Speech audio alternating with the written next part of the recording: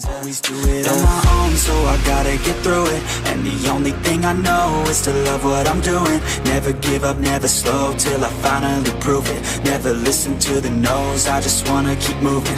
Yeah, I put out all this art, it's my only medicine. Yeah, everything I do, I'm just being genuine. Yeah, I'm sick of being screwed, feel my own adrenaline. Balik lagi bersama Edgar di sini. Gimana kabar kalian? Semoga kabar kalian baik-baik aja. Nah, di video kali ini gue pengen ganti oli Honda ADV 150 karena kemarin baru aja dipakai touring kecil-kecilan ke daerah Paranggombong, Purwakarta. Selain gue touring di sana, gue juga nginep bisa dibilang itu motocamp. Jadi di sana ini tenda, dan di sebelah tenda kalian itu kita bisa naruh motor kalian di situ. Jadi ini tenda, ini motor kalian. Jadi nanti gue masukin videonya selama gue di sana. Seru banget pokoknya pengalaman di sana, dan sepulang dari sana gue ngerasa kayak motor gue kok kayak kurang ya. Kayaknya perlu ganti oli sih. Kali ini gue pengen nyobain salah satu oli yang direkomendasiin sama mekanik dari bengkel langganan gue. Di sini gue bakal ganti oli dengan merek Deltaloop. Ini Deltaloop yang Daily Formatic 757 Premium SAE 10W30. Ini adalah spesifikasi yang paling mirip sama keluaran dari Honda yang direkomendasikan untuk Honda ADV 150. Selain itu, gue juga bakal ganti oli transmisi. Karena udah lama banget nggak ganti oli transmisi. Ini olinya yang keluaran dari Honda langsung. Ini Honda AHM Oil Transmission Gear Oil for Final Gear fully synthetic yang warna orange. Oke. Ayo tanpa basa-basi kita langsung ke motornya. Nah oke, ini jadi si Honda ADV 150-nya. Dan ini ada olinya tentu. Oli transmisi, dan ini alat-alat yang dibutuhkan. Ini ada tang buat ngebuka si ininya nih, karena ini keras banget. Habis itu ada kunci, ini nggak tahu kunci apa ya, tapi ini ukuran 12 mm buat ngebuka si jalur pembuangan olinya. Habis itu ini ada gunting buat ngebuka ini si oli transmisi.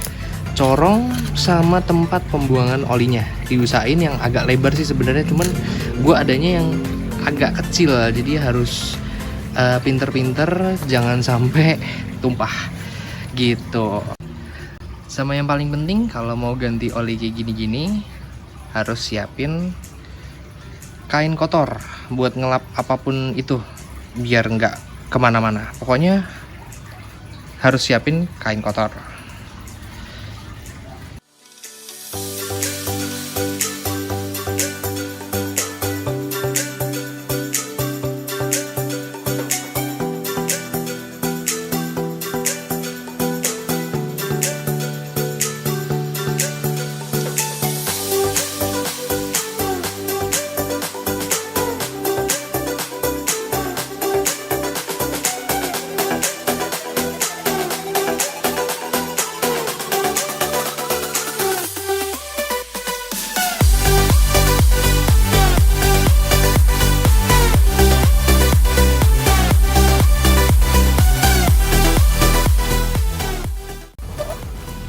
Di sini kalian bisa tunggu kisaran 5 menitan sampai bener-bener olinya keluar semua, baru kita buka yang bagian sini. Oke. Nah ini jangan sampai ini ketinggalan. Tadi kan dalam video ada yang ini jatuh ke dalam olinya. Ini jangan sampai ketinggalan. Ini buat nanti si tutup olinya ditaruh di situ. Oke. Nah sambil kita nunggu olinya bener-bener keluar semua, kita bisa nih buka yang ini. Ya nanti oli bakal masuknya lewat sini gitu. Caranya biar nggak terlalu ngerusak, jadi ini dijepit dulu pakai bukan dijepit, dilapisin kain dulu, baru pakai tang diputarnya. Karena kalau misalkan langsung bakal ngerusakin si itunya, tutupnya.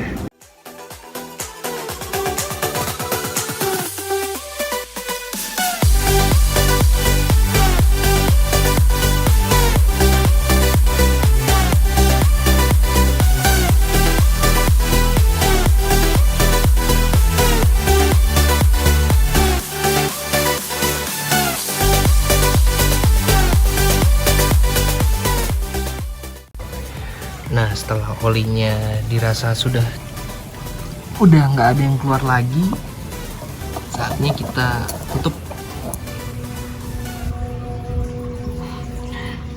Nah, kalau misalkan olinya udah nggak ada yang netes lagi, kita bisa tutup nih. Nah, buat temen-temen, ini jangan lupa nih kalau misalkan mau ganti oli sendiri, ada si ringnya ini. Sorry. Nah, si ringnya ini jangan sampai ketinggalan ya, jangan sampai lupa. Biasanya kecemplung kayak gua tadi, jadi harus ngubek-ngubek olinya gitu. Oke, yuk kita pasang. Oke, di sini lubangnya. Nah, selama pemasangan ini kalian mesti hati-hati, nggak boleh terlalu kendor karena bisa rembes, dan nggak boleh terlalu kenceng. Kalau terlalu kenceng bisa dol. Kalau dol udah ribet nanti urusannya gitu. Pokoknya mesti kalian hati-hati, ukur-ukur, jangan terlalu nafsu masangnya gitu. Nah, sekarang ini kita kencengin.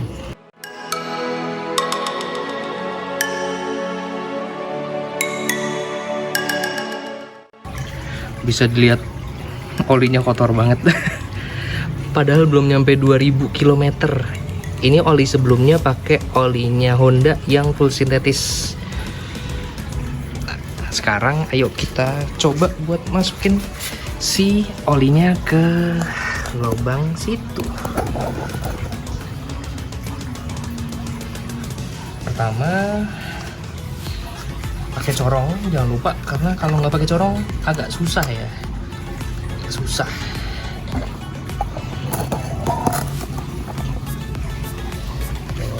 Ini olinya tadi si Delta Loop. Nah, buka. Pasti masih segel ya. Kalau nggak segel harus dicurigain tuh olinya oplosan apa bukan. Jadi harus hati-hati ya teman-teman. Nah, baru deh kita masukin. Bismillahirrahmanirrahim.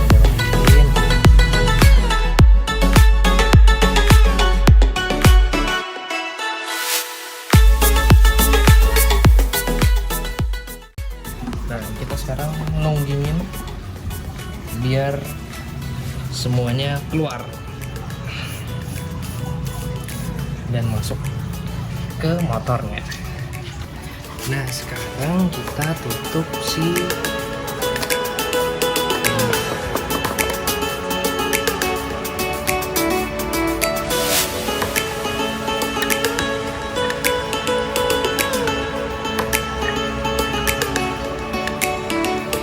kencang ya teman-teman.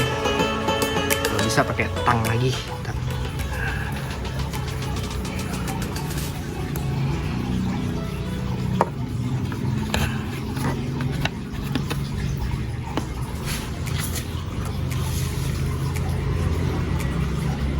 Sip, sudah kencang. Nah, sekarang buat oli bekasnya kita masukin ke sini lagi ya, karena oli bekas itu nggak bisa kita buang sembarangan. Jadi kita harus masukin ke botol lama.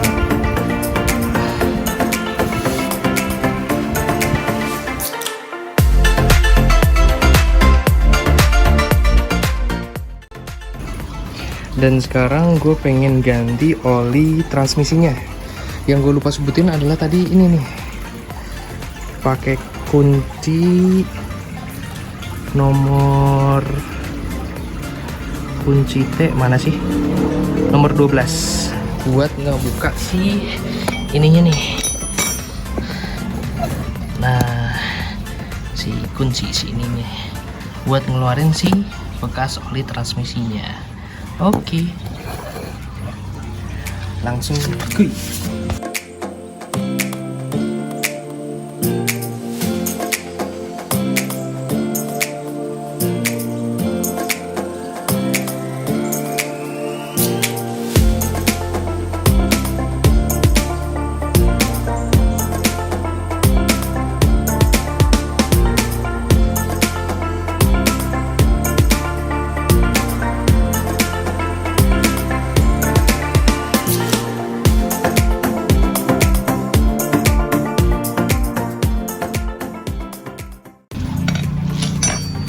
Dan sekarang isinya lewat di bagian sini nih, ini dibuka nih si tutupnya.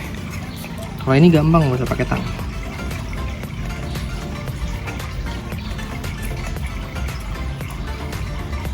Oke, udah ada corongnya, jadi kita tinggal masukin ke sini, tinggal kita pencet-pencet.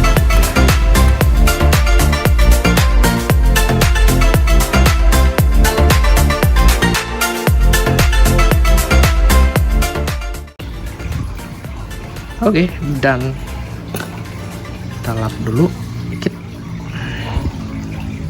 baru kita pasang lagi si tutupnya.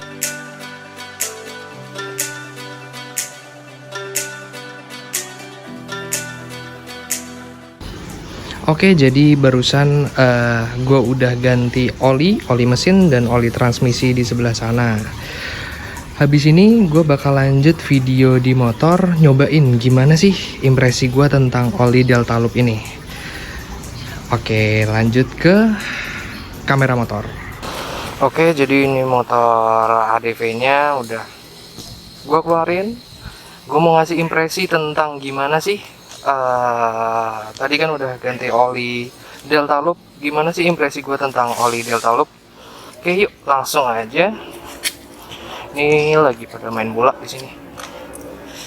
Tuh, ada yang lagi main bola, yang di sana ada panahan, dan di sana ada basket, di sana ada volley.